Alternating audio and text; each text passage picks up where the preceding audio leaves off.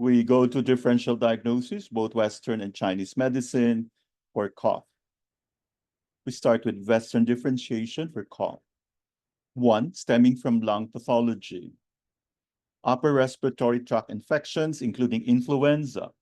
This will be characterized by acute hacking cough, dry cough, or with sticky yellow sputum, difficult to expectorate, mild fever, nasal obstruction, sore, dry, scratchy throat, thirst, headache. Next is bronchitis. For acute bronchitis, we have dry, irritating cough with retrosternal discomfort, tightness in chest, white, scanty, thick sputum. For chronic bronchitis, cough is worse in the morning and late at night, yellow sputum with increased breathlessness, wheezing, blue. These patients are referred to as blue bloaters. Third is bronchiectasis. There is persistent dilation of the airways leading to cough with copious yellow or green sputum, hemoptysis, bad breath, finger clubbing.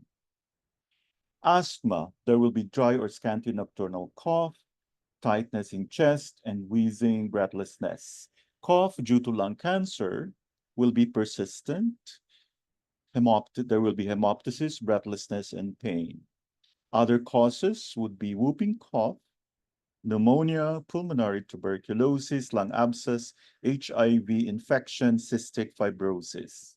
Second, cough stemming from heart pathology. First is left heart failure. Cough and breathlessness, especially on exertion and when lying flat. Wheezing, pink frothy sputum may be produced. Second, mitral valve regurgitation. Failure of mitral valve to close, allowing reflux of blood from left ventricle to left atrium, leading to breathlessness. Now let's go to Chinese differentiation for cough.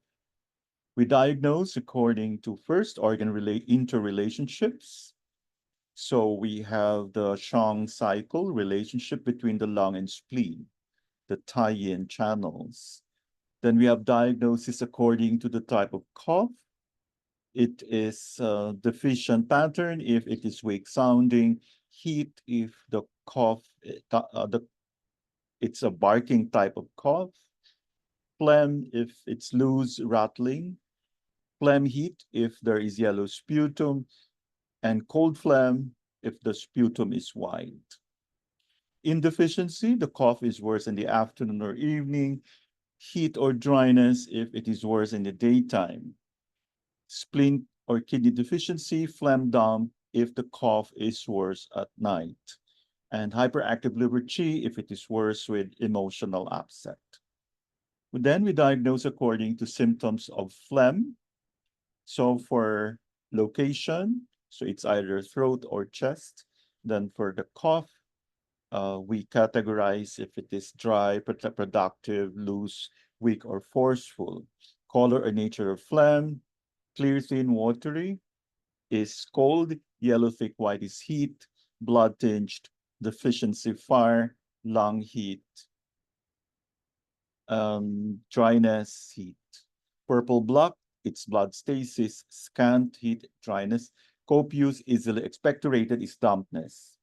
Now, for etiology, so we have external pathogenic factor, emotional stress. This can be too much thinking, sorrow, anger. Then diet, excess sweet, greasy, or dairy food, injuring spleen, chronic illness. So for the Zhangfu patterns, external, wind cold invading lung, wind heat invading lung, wind dryness invading lung. Internal, so for excess, we have lung heat, phlegm dump, phlegm heat obstructing the lung, and liver fire blazing. For deficiency, lung or spleen qi deficiency, lung yin deficiency, spleen yang deficiency, kidney yang deficiency, lung kidney yin deficiency. Thank you for your attention.